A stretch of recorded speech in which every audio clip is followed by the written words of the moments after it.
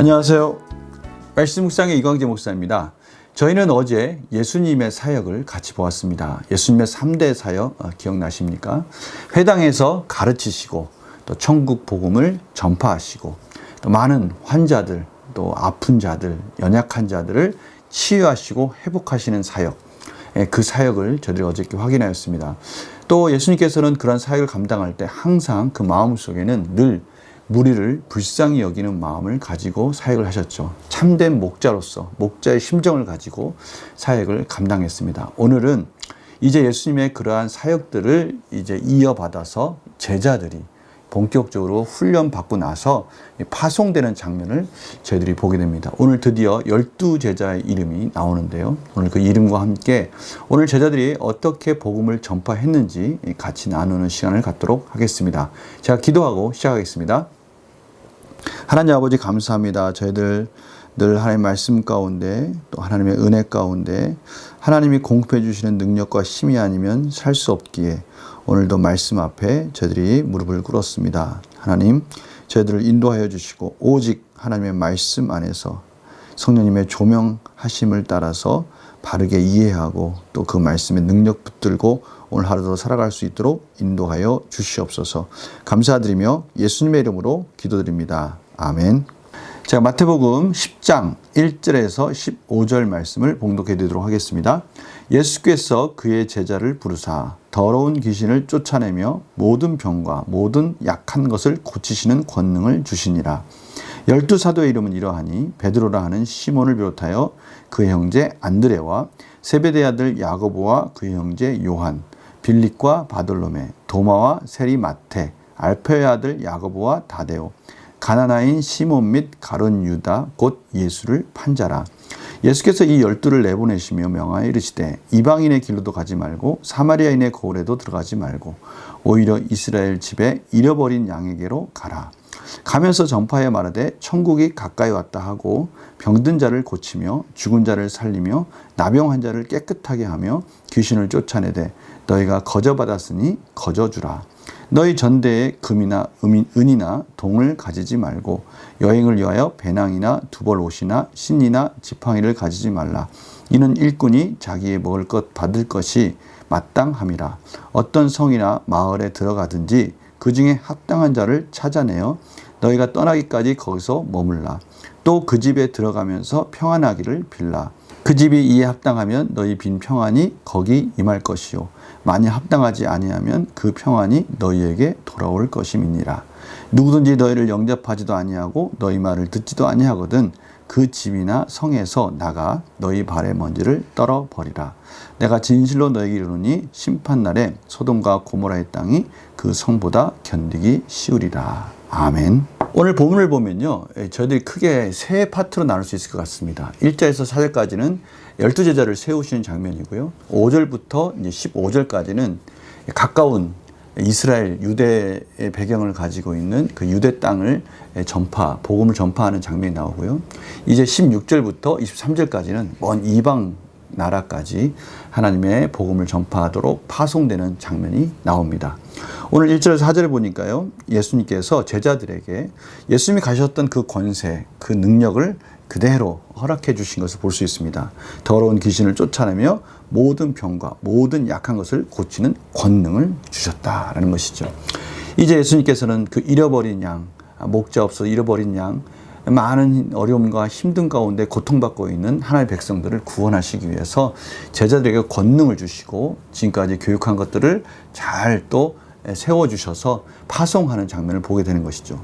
12사도의 이름이 쭉 나오는데요. 2명씩 한 쌍을 이뤄서 6쌍이 나오고 있습니다. 베드로라는 시몬을 비롯하여 그 형제 안드레. 또 베드로는 항상 제자들의 이름에 있어서 첫 번째 나오는 또 수제자로서의 위치를 항상 유지하고 있고요. 오늘 또 특별한 이름이 있다면 자신을 세리 마태라고 소개하면서 좀 겸손한 모습을 또 나타내고 있습니다. 또 가나나인이라는 이름이 있는데 가나나인 이르면 당시에 열심당이라고 말할 수 있는데요. 이 열심이 있다라는 그 의미로 이 가나나인이라고 말하는데 그가 진짜 열심당이었는지 아니면 제자로서 복음을 전파하시는 하나님께 대한 열심이 있는지는 모르지만 그런 수식어가 붙은 시몬이 있고요. 또 유다가 있습니다. 유다는 예수를 판 자라 이렇게 소개하면서 참 아이러니한 것은 이 가룟 유다가 예수님을 판다라는 것을 예수님께서는 아셨지만 끝까지 예수님은 가룟 유다를 포기하지 아니하시고 그도 동일하게 똑같이 양육하시는 장면을 저희들이 보게 됩니다. 이렇게 해서 12를 파송하는데요. 이 파송할 때 오늘 6절에 보니까요. 잃어버린 양에게로 가라. 앞에 목자 없는 양과 같이 참으로 기진하고 힘들어하고 있는 그 잃어버린 양에게 가서 하나님의 천국 복음을 전파해서 그들을 다시 일으키라고 지금 말씀하시는 것이죠. 오늘 8절부터 예수님께서 제자들을 파송할 때 이 제자들이 좀 주의해야 될 부분이 몇 가지 있다라고 말씀하십니다. 먼저 8절에 보니까요. 병든 자를 고치며 죽은 자를 살리며 나병 환자를 깨끗하게 하며 귀신을 쫓아내되 앞에서도 계속 설명해 드렸지만 얼마나 이 지독한 병들입니까?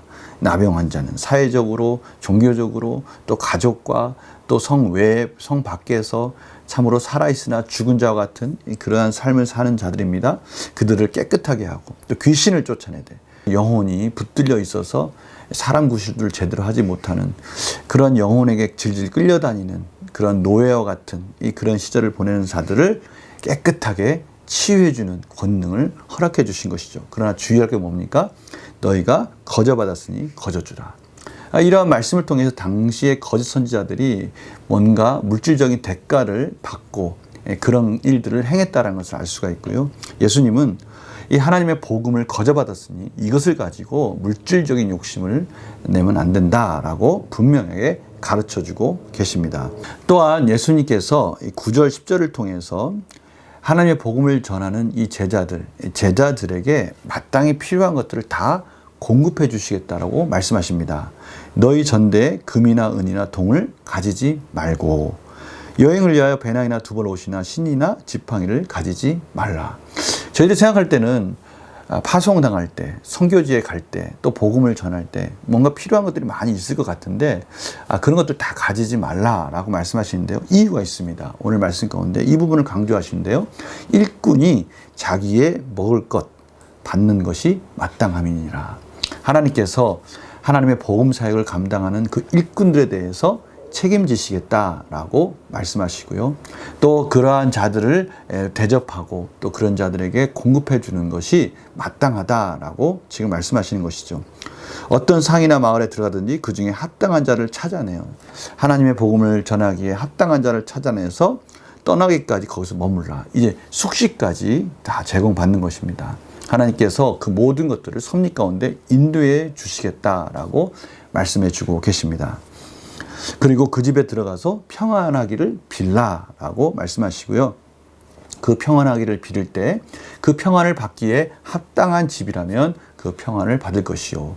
만약에 그 평안을 받기 합당하지 않다면 그 평안을 빌었을 때 다시 제자들이 그 평안의 위로를 제자들이 받는다라고 지금 말씀하십니다. 그리고 나서 14절에 참 무서운 말씀을 하시는데요. 너희를 영접하지도 아니하고 너희 말을 듣지도 아니하거든. 하나님의 복음을 전했는데 그 복음에 대해서 관심이 없다라고 해서 거기에 대해서 뭐 구걸하듯이 또는 어떠한 뭔가 아쉬운 것을 말하는 듯이 그렇게 할 필요는 없다. 하나님의 복음을 전할 때는 당당하게 꼭 필요한 자들, 그 복음에 갈망하는 자들이 있을 테니 그들에게 전할 것이지 그것을 거절하는 자들에게까지 애써서 그렇게 전하지 말고 어떻게 합니까? 그 집이나 성에서 나가 너희 발에 먼지를 떨어버리라. 먼지를 털어버리면서 이것은 심판의 의미를 말씀하시는 것입니다. 그 뒤에 나와 있죠. 내가 진실로 너에게 이르노니 심판날에 소돔과 고모라 땅이 그 성보다 견디기 쉬우니라. 심판날을 말씀하시면서 그 심판에 대한 상징적인 의미로 먼지를 떨어버리라 라고 그렇게 말씀하시는 것이죠. 참으로 어떻게 보면 하나님의 복음이 연약하고 힘든 자들, 꼭 복음이 필요한 자들에게는 정말 복음이 될 수 있지만 하나님의 은혜가 또 그러한 부분에 대해서 갈급해하지 않고 있는 자들에게까지 애써 이런 복음을 전하려고 힘쓰지 마라 라고 말씀하는 장면에 있어서 참으로 어떻게 보면은 참 냉정하기도 하지만 또 어떻게 보면 우리가 복음을 전할 때 당당할 수 있는 이유가 되기도 하는 것이죠. 문제를 한번 풀어볼까요? 예수님께서 복음을 전하는 제자들에게 필요한 것을 챙기지 말고 거저 받았으니 거저 주라고 말씀하신 이유는 무엇입니까? 이 모든 것들이 하나님의 섭리 가운데 이루어진다라는 것을 말씀하시는 것입니다.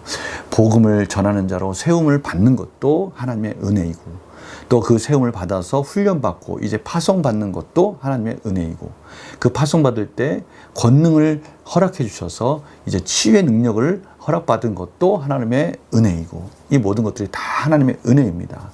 그리고 가는 곳마다 필요한 것들을 또 공급해 주시는 것도 하나님의 은혜이고, 또 머물 집을 또 마련해 주는 것도 하나님의 은혜이고, 다 하나님께서 하나님 나라의 확장을 위해서 제자들을 그렇게 허락해 주시고 인도해 주시겠다고 말씀하시니까요. 그것에 대해서 우리가 무엇을 주장할 권리는 없는 것입니다. 저희들이 다 받은 것이 은혜인데, 저희들이 그 은혜를 나눠주면서, 그 복음을 나눠주면서 우리가 무엇을 기대할 수 있겠습니까? 거저 받았으니 거저 줄 것이고, 또 하나님의 복음 사역을 감당하는 자들은 또 하나님께서 마땅히 다 허락하신 은혜들을 채워주실 것이고, 이러한 방법들이 하나님이 일하시는 방법이라고 지금 가르쳐주고 계십니다. 느낀 점 볼까요? 복음 전파를 위해 필요한 것들을 채우시는 하나님을 보며 무엇을 느낍니까? 저희들은 문득 이러한 부분들에 대해서 두려워하고 우려할 때가 있습니다. 이런 것들이 또 우리의 가지고 있는 자원 안에서, 우리가 가지고 있는 능력 안에서 그런 것들을 제한할 때가 있습니다. 제가 하나님의 말씀을 전하고 또 밖에 나가서 실질적으로 복음을 전파하고 이럴 때 결국은 하나님께서 막는 것이 아니라 우리 스스로가 그런 것들을 제한할 때가 있어요. 하나님 오늘 분명히 말씀하십니다. 그 모든 것들은 하나님께서 허락하시고, 하나님께서 섭리하시고, 하나님께서 채워주시고, 하나님께서 준비하시고, 마땅히 만날 자들을 허락해 주시는 것이기 때문에 당당하게 나가서 복음을 전하라. 용기 있게 나가서 복음을 전하고, 그 모든 것들을 제한하지 말고 하나님 안에서, 하나님 말씀 안에서 순종하며 이 일들을 감당하라고 말씀하고 계십니다. 그래서 우리 적용할 때 이렇게 적용할 수 있겠죠. 내가 복음을 전하며 하나님께서 이미 준비하셨음을 경험한 적이 때문에 언제입니까? 이런 거 경험해 보신 적 있습니까? 저는 많이 경험했습니다. 제가 복음을 전할 때 제 스스로 생각했던 것 이상으로, 아니 어떻게 보면요, 제가 생각하지 못했던 것까지도 하나님께서 이미 다 준비해 주셨고요. 또 제가 가지고 있던 선입견들을 다 깨트리는 작업도 있었고요.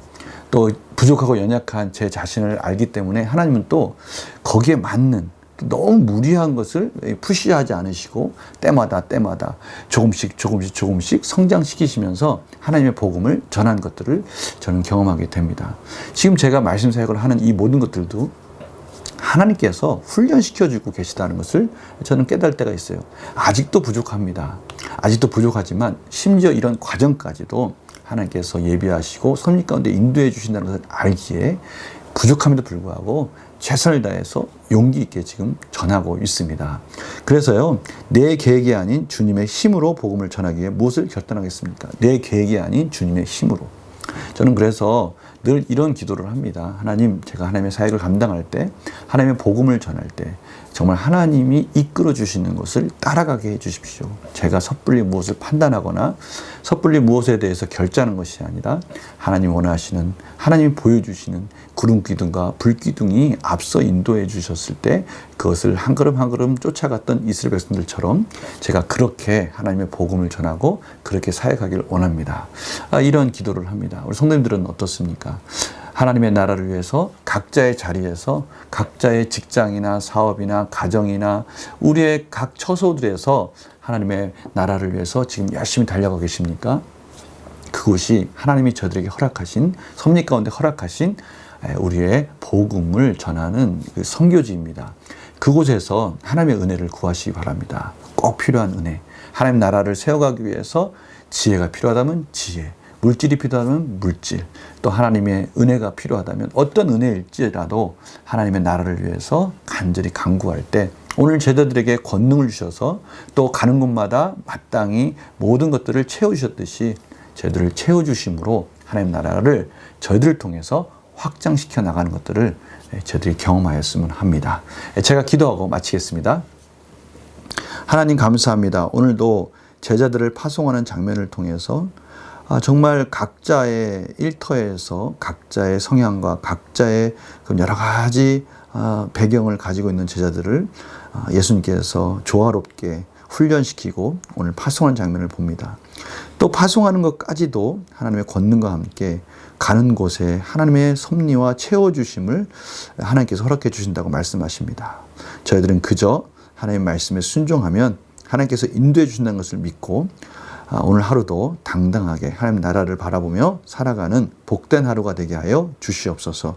감사드리며 예수님의 이름으로 기도드립니다. 아멘. 오늘 거룩한 또 주일을 준비하시는 그런 복된 토요일이 되고요.